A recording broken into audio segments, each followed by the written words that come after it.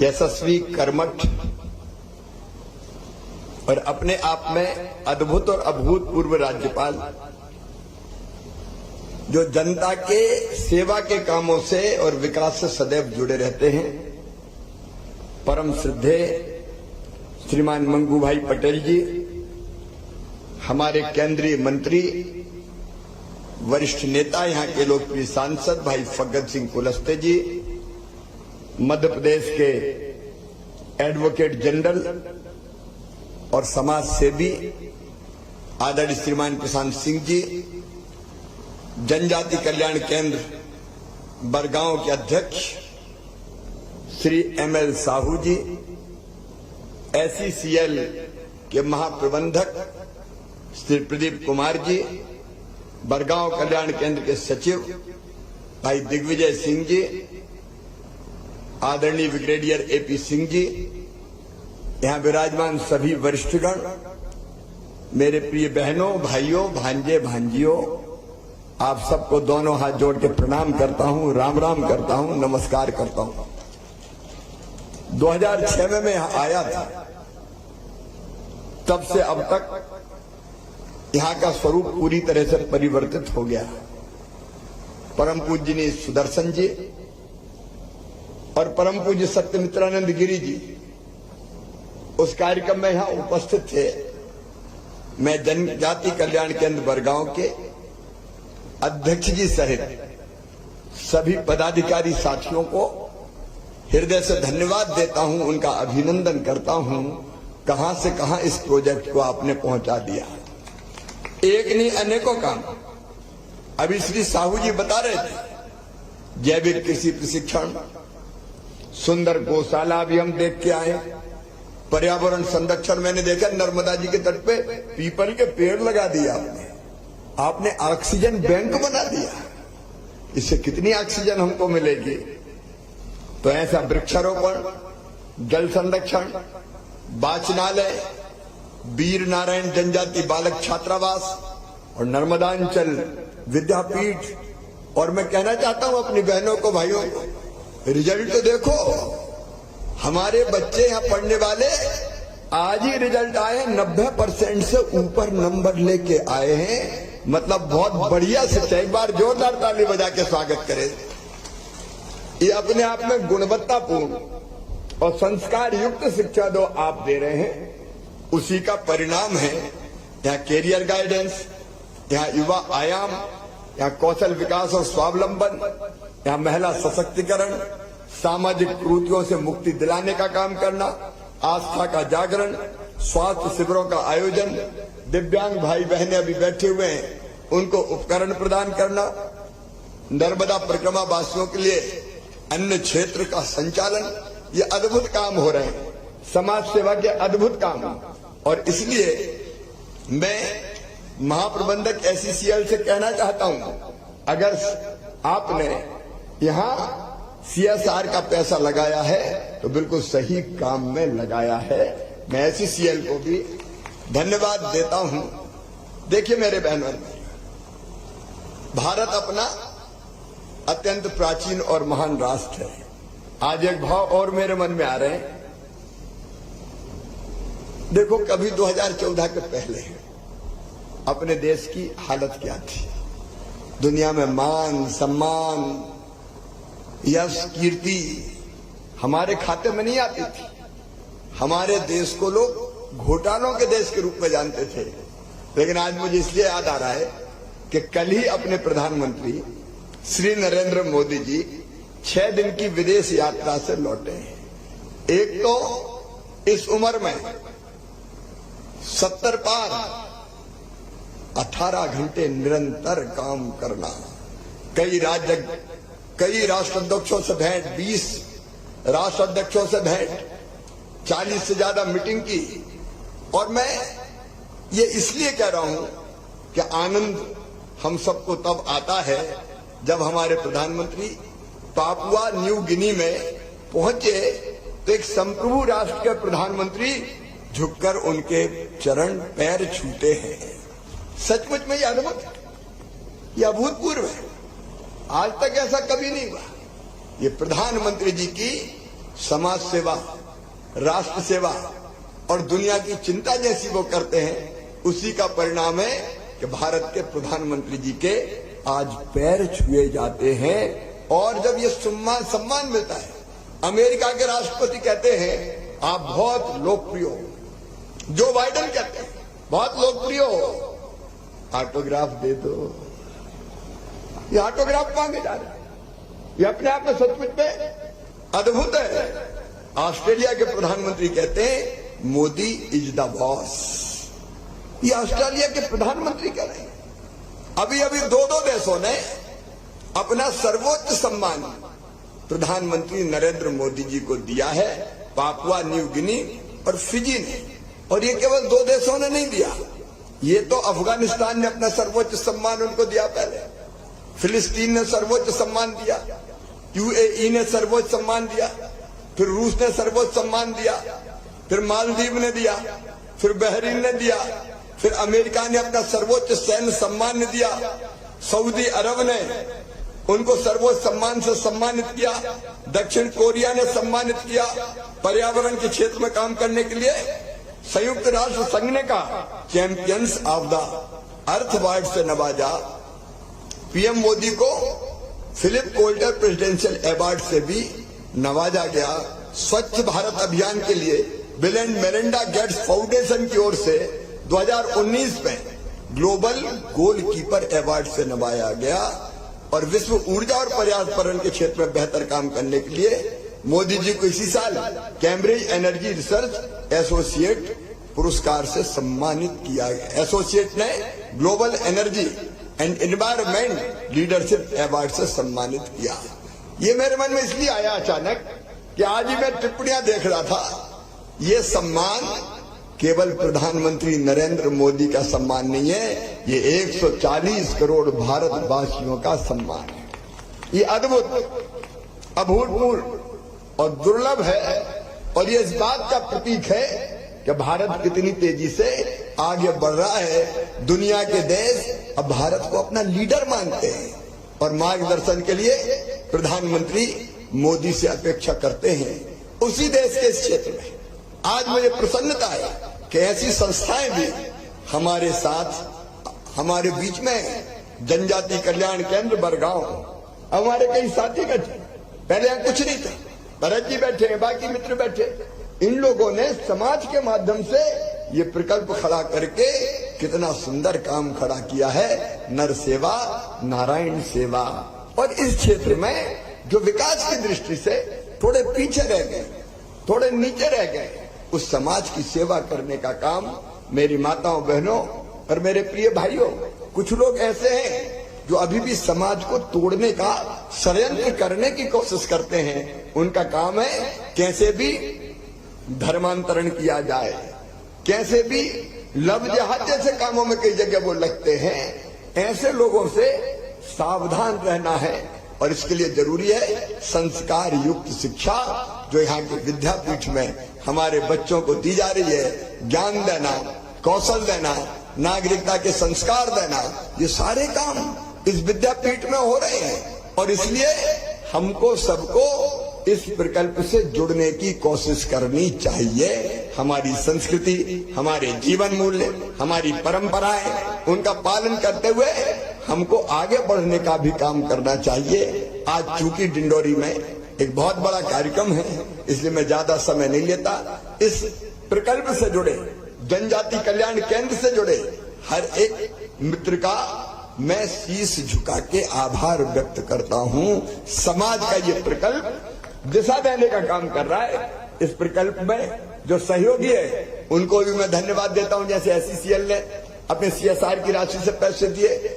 और अभी अध्यक्ष श्री साहू जी ने बताया कि बाउंड्री वाल अगर और हो जाए, बाउंड्री वाल अगर और हो जाए तो यहाँ मामला और भी ये क्षेत्र संरक्षित हो जाएगा।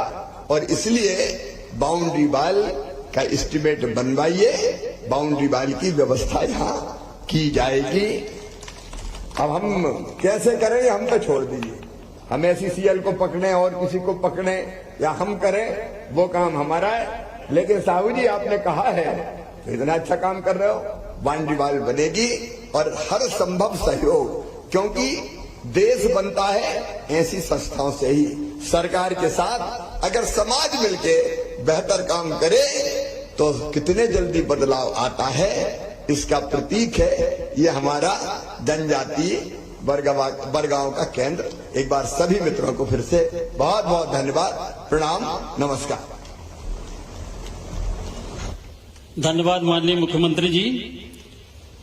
आप सभी को याद होगा इसी केंद्र में, इसी परिसर में माननीय राज्यपाल महोदय 5 अक्टूबर 2021 को आए थे और उन्होंने जो आशीर्वचन हमें दिए थे उनमें मैं यहाँ के बाद जब उनके आशीर्वचन के बाद जब हम लोगों ने उसको बातचीत की थी तो मैं जो 2 पंक्तियों से उनको ससम्मान बुलाना चाहूंगा आदर के साथ। अक्षर अक्षर साथ सजाना सबके बस की बात नहीं, हृदय तार झंकृत कर पाना सबके बस की बात नहीं, वाणी से अमृत टपकाना सबके बस की बात नहीं, वाणी से अमृत टपकाना सबके बस की बात नहीं।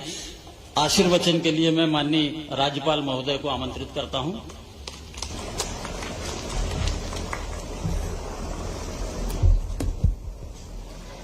सभी बोलेंगे भारत माता की। अरे इतना आवाज कैसे चलेगा, सब जोर से बोलेंगे भारत माता की। वंदे वंदे। जनजाति कल्याण केंद्र महाकौशल आयोजित कार्यक्रम में अपने बीच उपस्थित मध्य प्रदेश सरकार के मुख्यमंत्री और सदा सक्रिय जिनके नाम से सभी मध्य प्रदेश कई बच्चों मामा मामा मामा करके बुलाते हैं, उनके साथ दौरा मेरा होता है। कभी कितनी बच्ची और अभी तो लाडली बहना के बेटी बेटा सभी के मन में एक पड़ा हुआ है कि हमारा मामा मुख्य पद पे है तो हमारे को कोई चिंता करने की जरूरत नहीं है। ऐसे मुख्यमंत्री माननीय शिवराज सिंह चौहान जी, केंद्र के मंत्री माननीय फग्गन सिंह कुलस्ते जी, जनजाति कल्याण के अध्यक्ष मनोहर लाल जी, प्रशांत जी, प्रदीप कुमार जी, दिग्विजय सिंह, सामने बैठे हुए सभी महानुभाव अधिकारी गण, उपस्थित भाइयों बहनों, प्यारे बच्चों, मीडिया के मित्रों, यहां 2 पूज्य परम पूज्य सत्यामित्रानंद जी और माननीय सुदर्शन जी का यहां उनके प्रेरणा से ये जनजाति सेवा प्रकल्प चल रहा है। माननीय सुदर्शन जी की एक बात आज भी मैं बहुत साल पहले उनको सुना, चरैवती चरैवती, यही जो संकल्प सेवा प्रकल्प चल रहा है उसमें भी ये है, चलते रहो चलते रहो, समाज के लिए जो करना है, बिछड़े हुए समाज के लिए जो करना है, ऐसे प्रकल्प चलाना है, उसमें सबका सहयोग हो। और देखो कितना विशाल कार्य में यहां बोला गया, 5 अक्टूबर में आया था, मगर तभी और आज में बहुत सी बढ़ोतरी हो रही है। आज भूमि पूजन भी हमारे हाथ से करवाया गया है। इसलिए मैं ये सेवा प्रकल्प करने जुड़ने वाले सभी लोगों को बहुत बहुत धन्यवाद देता हूं। तालियां तो बजाओ उनके लिए। और ऐसे कार्यक्रम में जहां जहां सहयोग करना है वहां महानुभाव बैठे हैं, उसको करना चाहिए। रचनात्मक काम ये है यह बताया गया। गौशाला तो हम देख के आए, अभी उनका लोकार्पण भी हुआ। शिक्षण की बात है, जनजाति समाज में शिक्षण के लिए ऐसा कहा जाता है प्रगति की पारा शिक्षण है, एजुकेशन है। जहां तक समाज पढ़ेगा नहीं वहां आगे बढ़ेगा नहीं। शिक्षण की एजुकेशन की व्यवस्था के लिए भी बहुत बहुत धन्यवाद है। एक आरोग्य की बात हुई, मेरी बात आगे भी जाना है इसलिए ज्यादा बोलना नहीं चाहता, मगर आरोग्य के बारे में मध्य प्रदेश सरकार ने एक बीड़ा झड़पा है सिकल सेल नाम का। जनजाति समाज में जो सिकल सेल है, कई परिवार को भी मालूम नहीं है कि हमारे घर में बच्चे सिकल सेल वाले हैं, क्योंकि अनुवांशिक रोग है। अगर माँ बाप को होगा तो बच्चे में आएगा ही। उसमें डिसीज है जो गंभीर रोग है। मैंने मनसुख मांडविया जी केंद्र के मिनिस्टर जो हमारे साथ एक बार विधायक भी रहे, मैंने उनको बोला कि 100 साल में कोरोना आया, सारी दुनिया को हिला के चला गया, मगर एक ट्राइबल में एक कोरोना से भी खराब सिकल सेल है, वो अनुवांशिक है। उसकी जांच अच्छी तरह हो और उनकी दवाइयां हो तो कई बच्चे को, कई परिवार को हम बचा सकेंगे। यहाँ के लोगों को भी आग्रह करता हूं, और काम भी कर रहे हैं। मेरे पास आगे आए थे, तभी लेके भी आए थे कि हमने सिकल सेल की भी जांच किया, मगर अभी मध्य प्रदेश सरकार ने 20 डिस्ट्रिक्ट में जांच और दवाइयां देने का, मुफ्त दवाइयां देने का और जांच करने का बीड़ा झड़पा है। उसकी ज्यादातर सरकार की योजना का लाभ लेकर एक भी आदिवासी परिवार बिना जांच रहे नहीं, ऐसा प्रयत्न करना चाहिए। माननीय प्राइम मिनिस्टर का ये बात अभी हुई, सारे दुनिया में जाते हैं, कैसा भारत का नाम, कितना सामर्थ्यवान भारत बन रहा है, मैं समझता हूं। और यही सब बैठे हैं, यही विचारधारा से हम सब तैयार हुए हैं। आज भारत माता की जय जयकार विदेश में भी हो रही है। उन्होंने गुजरात का जो उनका सिकल सेल का अनुभव था, उसके लिए अभी 15,000 करोड़ रुपया केंद्र के बजट में प्रावधान हुआ है, क्योंकि वो भी सिकल सेल को अच्छी तरह जानते हैं। मैं समझता हूं कि केंद्र ने भी अभी जो बीड़ा झड़पा है उसमें से उन्होंने घोषित किया है कि 2047 में एक भी सिकल सेल वाला बच्चा नहीं पैदा हो, ऐसे ही हम घोषणा करते हैं। और टीबी मुक्त 2025 में टीबी मुक्त भी होना है। इसी काम में हमारे सब विचारधारा के ये संस्था वाले भी सब आगे काम करते रहेंगे, और जहां जरूर है हम भी उसमें सहयोग करेंगे। इसी अपेक्षा के साथ मैं मेरी बात पूरी करता हूं। आभार। भारत माता की जय।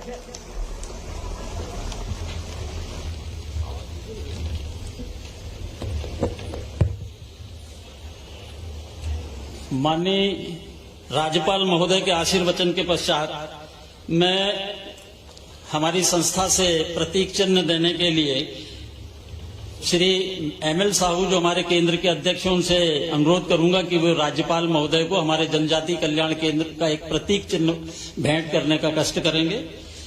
माननीय मुख्यमंत्री महोदय को प्रतीक चिन्ह भेंट करने के लिए मैं श्री नितिन तिवारी, डॉक्टर CS भवेदी जी को आमंत्रित करता हूं। प्लीज तत्काल आए। मुख्यमंत्री साहब के पास, माननीय राज्यपाल साहब के पास समय का अभाव है। SCCL के महाप्रबंधक श्री प्रदीप कुमार जी को जनजाति कल्याण केंद्र के प्रतीक चिन्ह देने के लिए मैं श्री अखिलेश जैन जो भारतीय जनता पार्टी के प्रदेश कोषाध्यक्ष हैं उन्हें आमंत्रित करता हूं। वो हमारे केंद्र से बहुत वर्षों से जुड़े हैं। यहाँ पे उन्होंने CA का भी काम किया है।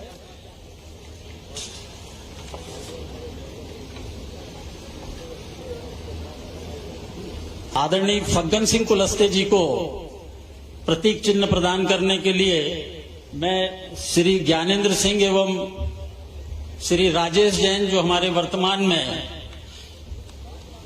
चार्टेड अकाउंटेंट का हमारे संस्था का काम देखते हैं, तत्काल आए। माननीय फग्गन सिंह कुलस्ते जी को प्रतीक चिन्ह प्रदान करने का कष्ट करें।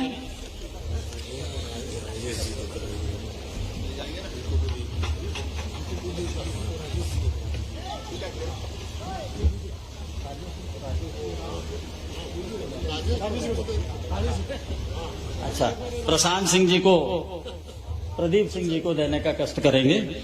प्रशांत सिंह जी तो हमारे केंद्र के साथी हैं, उनके दिल में ये प्रतीक चिन्ह है। इसके पश्चात मैं आभार प्रदर्शन के लिए हमारे केंद्र के सचिव श्री दिग्विजय सिंह को आमंत्रित करता हूं।